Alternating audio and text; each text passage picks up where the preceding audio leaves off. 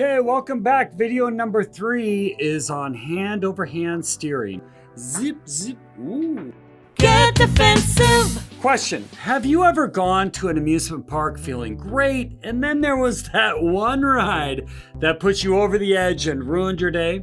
And let's be honest, the deep-fried churro you had probably didn't help.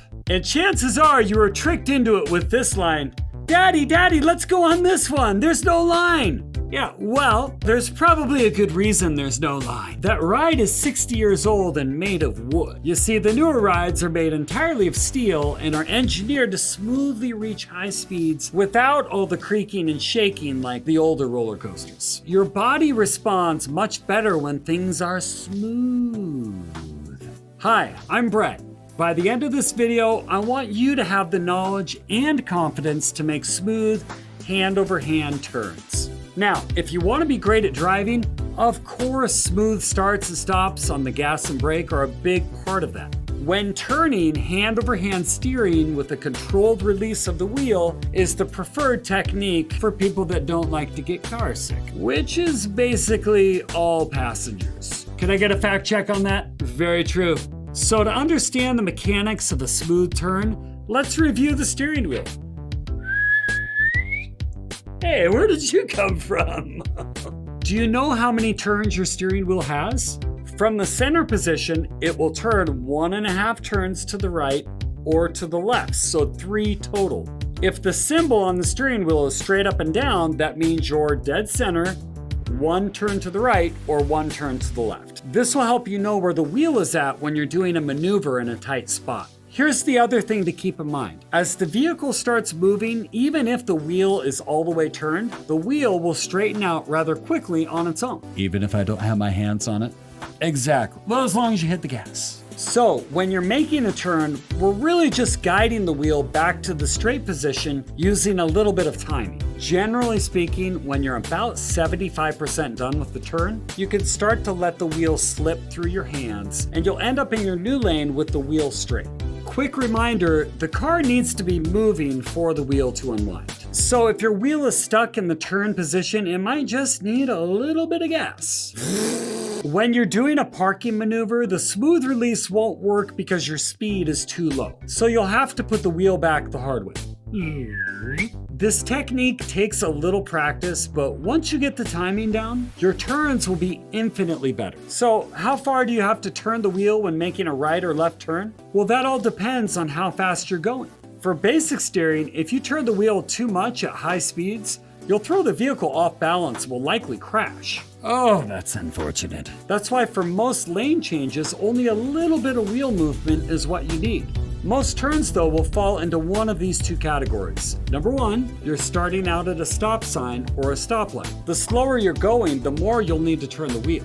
So if you're just beginning to take a right from a stop position, you might need a full turn of the wheel to go from your right lane to the right lane on the new road. If you're going left and just starting out, you might only need 3/4 of a turn because the angle is more broad. Remember, you need to cross over the oncoming lane first so you pull out straight before you start turning left. The second most common scenario is when you're traveling at the speed limit and then you slow down to turn the corner. Since you're traveling a bit faster, you would need even less wheel movement, maybe only a half turn to make the corner.